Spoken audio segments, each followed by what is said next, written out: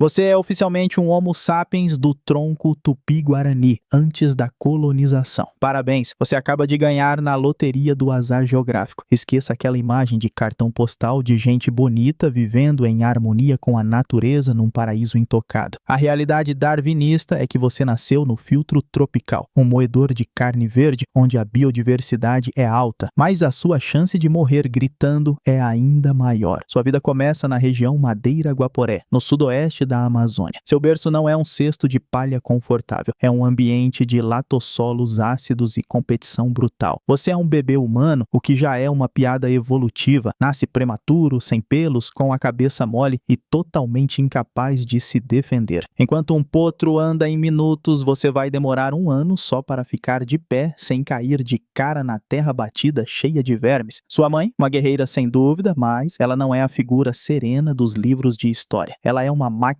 biológica exausta. O corpo dela é um mapa de cicatrizes de partos anteriores e trabalho forçado. Ela te pariu num intervalo curto entre ralar mandioca brava e fugir de uma incursão inimiga. O leite que ela te dá é o único momento de segurança que você vai ter, porque lá fora a floresta não é sua amiga. A floresta é um sistema imunológico gigante tentando expulsar você, o vírus invasor. Você nasceu num gargalo genético. Seus ancestrais eram poucos, se separaram, brigaram e fundaram colônias com a diversidade genética de um pires. Isso significa que você já começa a vida com um kit básico de DNA limitado, pronto para ser testado contra trilhões de parasitas que evoluíram especificamente para transformar seu intestino em condomínio de luxo. Bem-vindo ao neotrópico. Aqui respirar é opcional, mas sofrer é obrigatório. Mas se você achou que o nascimento era a parte difícil, espere até conhecer a política de recursos humanos da sua própria família. Na floresta, você não é um milagre sagrado, você é um cálculo de custo-benefício. Sua mãe olha para você e faz uma conta rápida de padaria. Será que vale a pena investir calorias nesse aqui? Se você nasceu com alguma deformidade, se é órfão ou se o pai não é reconhecido, más notícias, você é um passivo tóxico. O infanticídio aqui não é maldade, é pura logística de sobrevivência. A selva não perdoa desperdício. Se você nasceu gêmeo, pior ainda, sua mãe não tem leite nem braço para 2. Um de vocês, ou os dois, vai ser descontinuado para garantir que a mãe não morra de exaustão tentando sustentar o insustentável. É o investimento parental racional na sua forma mais bruta. Digamos que você passou no teste de qualidade inicial. Parabéns! Agora você é um alvo móvel. Você engatinha num chão de terra batida que é basicamente um buffet de parasitas esperando um hospedeiro. Antes mesmo de aprender a falar, você já está sendo colonizado. Ancilostomídeos entram pelos seus pés descalços ou pela pele fina do bumbum, enquanto você brinca na terra. Eles viajam pelo seu sangue, estacionam no seu intestino e começam a beber você de canudinho. Você precisa de ferro para crescer o cérebro e os ossos, mas os vermes chegam primeiro. O resultado? Você é uma criança cronicamente anêmica, pálida e letárgica, tentando sobreviver numa sociedade que exige vigor físico extremo. A estatística joga contra você com força. A chance de você morrer antes da puberdade beira os 50%. Sua infância não é brincadeira de esconde-esconde. É um jogo de quem morre de diarreia primeiro. Mas vamos falar da sua árvore genealógica, que mais parece um arbusto seco pegando fogo. Você é tecnicamente um Homo sapiens, mas sua marca específica é Tupi-Guarani. Sua história não começa na praia bebendo água de coco, começa num canto abafado da Amazônia, na região Madeira-Guaporé. E sua grande estratégia de domínio continental foi basicamente fugir dos seus próprios parentes. Sua expansão não foi uma viagem turística planejada, foi um evento demográfico explosivo movido a brigas internas e saturação de recursos. Sua sociedade funciona na base do fissionamento. A aldeia cresce um pouco, a comida fica escassa, os caciques brigam por ego e metade do grupo vai embora para fundar outra colônia. É um divórcio corporativo contínuo que durou séculos. O problema é a biologia disso. Cada vez que um grupinho sai para colonizar o desconhecido, ele leva apenas uma fração minúscula do DNA original. A ciência chama isso de efeito fundador em série. Eu chamo de Xerox da Xerox. Conforme você avança para o litoral e para o sul, sua diversidade genética vai minguando. Você vira uma população homogênea, um gargalo ambulante.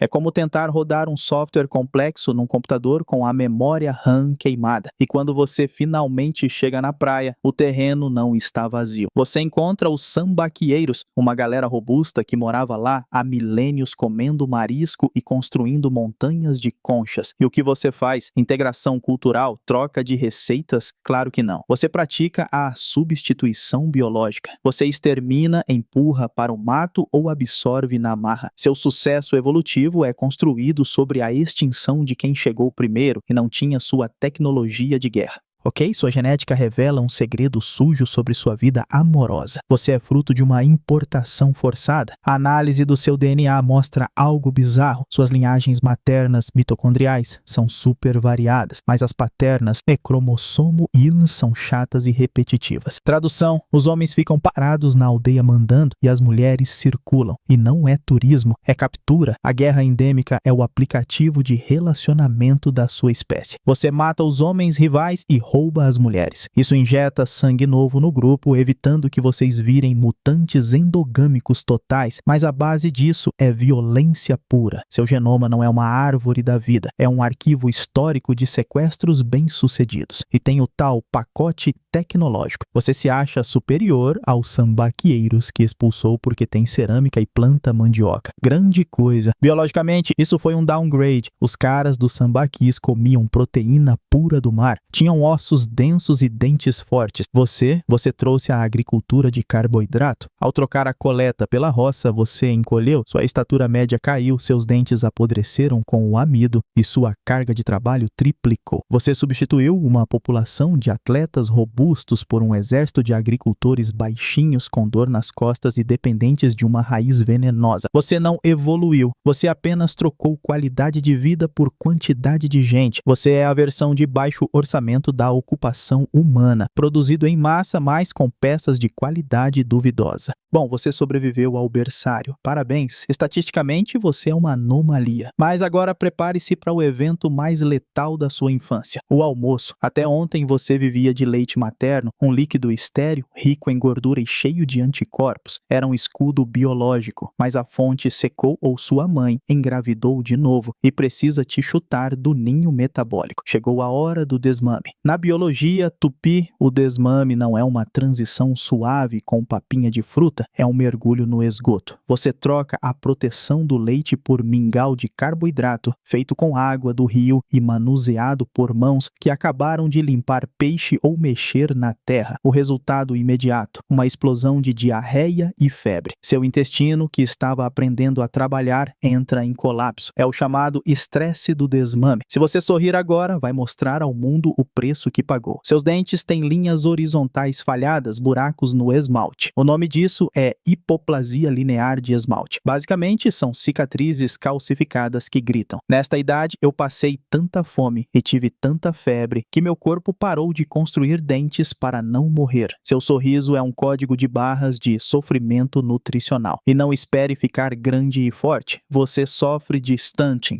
Você é nanico por necessidade. Parasitas intestinais, ascaris e trichuris estão roubando 30% ou 40% dos nutrientes que você ingere. O pouco que sobra, seu corpo usa para manter o coração batendo, não para esticar os ossos. Você não é baixinho por genética. Você é uma versão compactada pela fome e pelos vermes. Mas se o desmame não te matou, a adolescência traz novos presentes. Bem-vindo à puberdade na selva, onde sua acne é, na verdade, um protozoário comendo seu rosto. Você vive cercado por mosquitos palha e a picada deles entrega a leishmaniose, mas não a versão light de pele, a versão mucocutânea, a espúndia. O parasita migra para as cartilagens do seu nariz e da sua garganta e começa a dissolver tudo. Você não fica só doente, você fica monstruoso. Seu nariz colapsa, seu céu da boca apodrece. Você ganha o nariz de tapir. Numa cultura que valoriza a oratória e a beleza física dos guerreiros, você virou um pária mudo e deformado. Ninguém vai te ouvir no conselho da aldeia se você não tiver lábios para pronunciar as palavras. Sua vida social acabou antes de começar. E olhe para baixo, seus pés descalços são um condomínio de luxo para Tunga penetrans, o bicho de pé. Fêmeas grávidas cavam túneis na sua pele, crescem do tamanho de ervilhas e botam ovos dentro da sua carne. Não é uma coceirinha, é necrose, é infecção secundária, é gangrena. Se você não consegue andar rápido numa retirada ou num ataque, você é um peso morto para o grupo. Entre perder o rosto para um protozoário e perder os dedos do pé para uma pulga, sua metamorfose para a vida adulta é um processo de mutilação gradual. Você não está crescendo, está sendo esculpido pela dor e pela rejeição social. Mas parabéns, você chegou à vida adulta, agora sua existência se resume a uma única missão idiota: tentar não morrer envenenado pela sua própria comida. Sua grande invenção tecnológica, o orgulho da sua tribo, é a mandioca brava. Basicamente, você decidiu basear toda a sua dieta numa raiz que te odeia e que quer te matar quimicamente. A mandioca é rica em linamarina, um negócio que quando você mastiga ou digere mal, vira cianeto. Isso mesmo, o veneno de espião de filme. Seu corpo é uma usina de processamento de lixo tóxico. Se você não ralar, lavar, espremer no tipiti e torrar essa farinha por horas a fio, um trabalho escravo que destrói os ombros e a coluna das fêmeas, você morre sufocado a nível celular. E mesmo fazendo tudo certo, você ingere doses baixas de veneno todo dia. O resultado? Seu corpo gasta os poucos aminoácidos que tem tentando desintoxicar essa sujeira. Você desenvolve bócio, aquele inchaço ridículo no pescoço, porque o veneno rouba o iodo da sua tireoide. Ou pior, você pega conzo, uma paralisia neurológica que te deixa andando esquisito e com o raciocínio lento. Você acha que é o rei da agricultura, mas na prática você é um viciado em carboidrato tóxico, trocando saúde mental e muscular por uma barriga cheia de farinha venenosa. Bom, se o cianeto da mandioca não te pegar, o açúcar vai terminar o serviço. Sua boca é a prova final do seu fracasso dietético. Lembra dos sambaqueiros que você exterminou? Eles comiam peixe e marisco, tinham dentes fortes e ossos densos.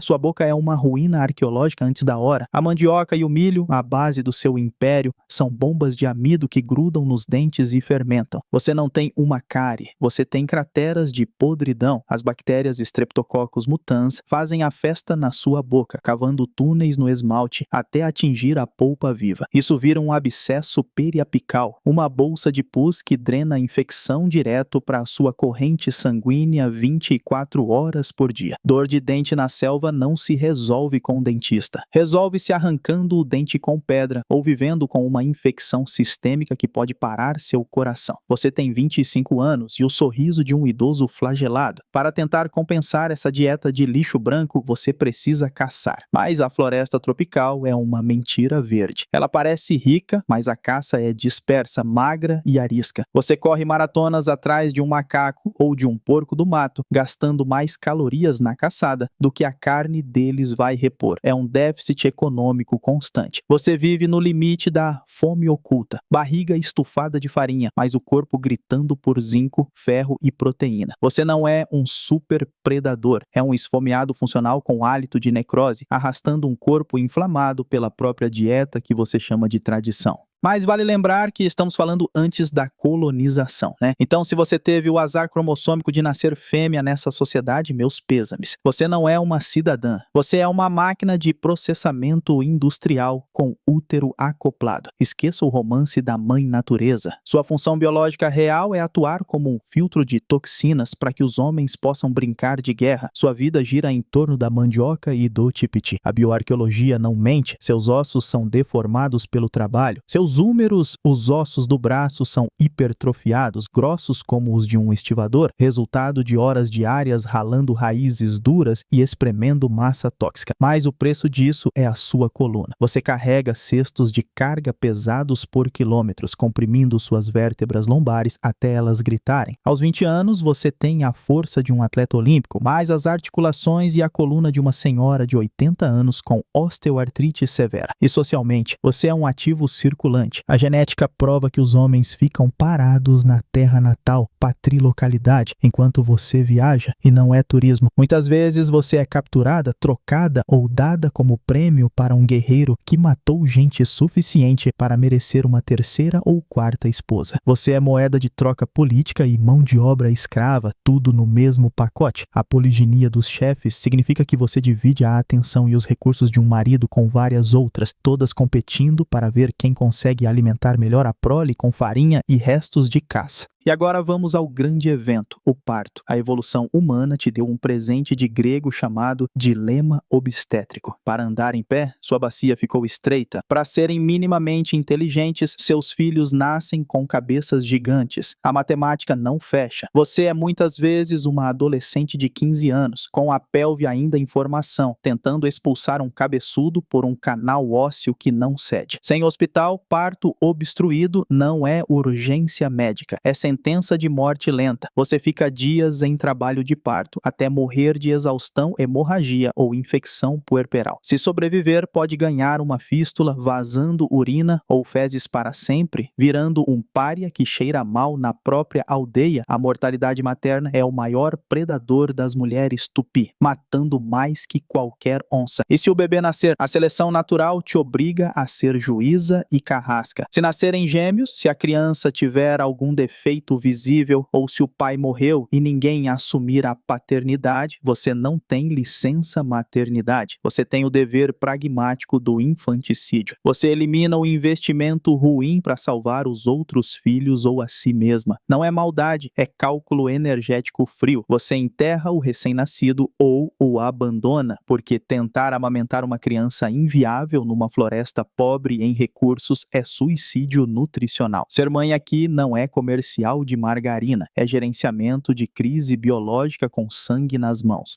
Mas você está no ápice da cadeia alimentar, o grande guerreiro temido com um colar de dentes de onça no pescoço. Que ilusão! Na realidade, você é apenas um hotel 5 estrelas para o verdadeiro dono da floresta, o Trypanosoma cruzi. O seu maior inimigo não ruge, ele vive escondido na palha do teto da sua maloca e espera você dormir para chupar seu sangue e defecar na sua cara. A doença de Chagas é a sua companheira mais fiel. Você pega isso, criança, talvez comendo uma fruta triturada com um inseto infectado, e o parasita se instala silenciosamente nos seus órgãos. Ele é paciente, ele passa décadas comendo o seu músculo cardíaco ou destruindo os nervos do seu intestino. Quando você chega aos 30 anos, no auge da sua suposta força, o pagamento chega. Seu coração vira uma bola flácida e inchada, incapaz de bombear sangue numa caçada. Ou pior, você desenvolve o megacólon. Seu intestino grosso perde a capacidade de se mover, dilata e acumula quilos de detritos que não saem. Você morre de constipação terminal, cheio de fezes petrificadas, ou de insuficiência cardíaca súbita no meio de uma dança ritual. A floresta não te mata com uma flecha, ela te desliga de dentro para fora, transformando seus órgãos vitais em sacos inúteis de tecido morto. E se o coração aguentar, seus ossos vão falhar. Você convive com a bolba treponematose, uma bactéria prima da sífilis que come sua pele e deforma suas pernas. Suas tíbias curvam para frente como lâminas de sabre, inflamadas e dolorosas. Você não caminha pela selva com a elegância de um felino. Você manca, arrastando um corpo corroído por bactérias que te digerem lentamente enquanto você ainda está vivo. Mas esqueça os micro-organismos por um segundo. O único bicho que te caça com a eficiência de uma onça é o seu vizinho. A guerra tupi não é política, é uma pressão seletiva biológica. Você vive num estado de estresse de cerco, cortisol alto o tempo todo, paliçadas duplas, medo de dormir e não acordar. O seu maior predador usa uma borduna, a ibirapema. Não é uma arma de corte elegante, é um taco de beisebol de madeira de lei projetado para esmagar crânios. A bioarqueologia do seu povo é um catálogo de traumatismo craniano. Seus ossos contam a história de como você morreu, covardemente. Muitos esqueletos masculinos têm a fratura de defesa no antebraço esquerdo, na una. Isso significa que no seu último segundo de vida, você não estava atacando. Você estava encolhido, levantando o braço para proteger a cabeça, pouco antes do osso estalar e o taco acertar seu crânio. E se você for capturado, o destino é pior. Você não morre na batalha com honra. Você é amarrado com a mussurana, tratado como um bicho de estimação, xerimbabo e engordado. A execução não é um duelo, é um abate. O golpe ritual é dado na parte de trás da cabeça, no osso occipital. É biomecânica pura, força massiva aplicada para destruir seu tronco encefálico instantaneamente. Você não é um guerreiro caindo em combate. Você é gado sendo abatido com uma marretada técnica para virar o prato principal e dar um nome novo para quem te matou. Mas vamos cancelar a sua velhice, porque honestamente depois do ano 1500 envelhecer virou um luxo que sua espécie não podia mais pagar. O seu fim não veio de dentro, veio do mar, flutuando em caravelas que vocês, na sua inocência teológica, acharam que eram casas de deuses. Sua cultura era obcecada pela busca da terra sem males, um paraíso mítico onde ninguém precisaria trabalhar e a mandioca nasceria sozinha. Seus pajés, os profetas do Apocalipse locais, convenceram multidões a migrar para o litoral em busca dessa terra prometida. A ironia cósmica é cruel. Vocês caminharam milhares de quilômetros exatamente para a boca do lobo. Vocês foram para a praia esperar o paraíso e encontraram o inferno desembarcando de bote. Quando os homens brancos chegaram, sujos, fedendo a meses de mar e cobertos de roupas pesadas no calor tropical, você não viu uma ameaça. Você viu os Maiar, figuras míticas ancestrais poderosos. A sua curiosidade foi a sua sentença de morte. Você foi para a praia, tocou neles, trocou presentes. Nesse aperto de mão, você assinou o contrato de extinção mais rápido da história. O europeu não veio sozinho. Ele era uma arma biológica ambulante. Ele trouxe um zoológico microscópico, varíola, sarampo, gripe, tuberculose. Seu sistema imunológico, que era ótimo para combater vermes, era virgem para esses vírus. Você não tinha anticorpos, não tinha memória genética, não tinha chance. Antes do primeiro tiro de arcabuz ser disparado, sua aldeia já estava tossindo sangue e morrendo em pilhas, derrubada por um espirro de um marinheiro gripado que você achou que fosse um deus. E se a varíola não te matou de imediato, a economia terminou o serviço com o maior estelionato da história humana, o escambo. Você olhou para um machado de metal e achou que era mágica. Com um machado de pedra, você levava 3 dias para derrubar uma árvore de lei. Com o de ferro, levava minutos. Para você, parecia tecnologia alienígena. Você entregou toneladas de pau-brasil, a riqueza da sua terra, em troca de espelhos, facas e miçangas. Os livros de história dizem que você foi ingênuo, mas na verdade você caiu no golpe do crack tecnológico. O metal viciou sua sociedade. Depois que você usou uma faca de aço, nunca mais quis voltar para a pedra lascada. E os europeus sabiam disso. Eles usaram essa dependência para transformar guerreiros orgulhosos em lenhadores escravizados. Você parou de caçar e guerrear para si mesmo e passou a trabalhar turnos dobrados para o homem branco, só para conseguir mais uma lâmina enferrujada. E então vieram os jesuítas, os hackers de alma. Eles não queriam só sua força de trabalho, queriam deletar seu sistema operacional. Eles olharam para sua cultura, a poligamia, a guerra de vingança, o ritual antropofágico e chamaram tudo de pecado. Eles proibiram as únicas coisas que davam sentido à sua vida social e status aos seus homens. Eles te amontoaram em missões, lugares insalubres onde a gripe se espalhava como fogo em palha seca, prometendo salvar sua alma enquanto destruíam seu corpo e sua identidade. Você foi enganado na cara dura, trocou um continente inteiro por um machado emprestado e um Deus que te mandava ser dócil enquanto morria. Mas você ficou famoso nos livros de história como o canibal. E claro, todo mundo acha que você comia gente porque estava com fome. Quanta inocência! Do ponto de vista nutricional, comer um ser humano é um péssimo negócio. Um homem adulto tem cerca de 125 mil calorias, mas a maior parte é difícil de processar. Comparado a uma anta ou um queixada, o ser humano é uma presa magra, fibrosa e, o pior de tudo, perigosíssima. Para comer uma anta, você gasta uma flecha. Para comer um guerreiro inimigo, você precisa arriscar a vida de metade da aldeia numa guerra, capturar o sujeito vivo, arrastá-lo para casa, vigiá-lo por meses e gastar comida para engordá-lo. O custo-benefício energético é ridículo. Se fosse só por fome, você teria morrido de inanição esperando o almoço ficar pronto. Não, você não comia por proteína, você comia por ódio e bioética distorcida. O prisioneiro não era comida, era um xerimbabo, um animal de estimação temporário. Você dava uma esposa para ele, tratava bem, deixava ele viver entre vocês. O requinte de crueldade era psicológico. Ele sabia que ia morrer e você sabia que ia matá-lo. Era um teatro macabro onde o prato principal era a vingança, Andira e a culinária. Nada de comer cru como um bicho. Vocês inventaram o moquém ou bolcan, o avô do churrasco e do defumador moderno. Grelhas de madeira verde, onde pedaços de pernas e braços eram assados lentamente noite para durar. As velhas da aldeia, que não tinham dentes para mastigar carne dura, ficavam com as vísceras e o sangue lambendo os dedos enquanto xingavam o morto. Você transformou o ato de se alimentar na maior ferramenta de coesão social da sua cultura. Você não jantava o inimigo para encher a barriga, você jantava para roubar o nome dele, a força dele e para garantir que o fantasma dele não viesse puxar seu pé à noite.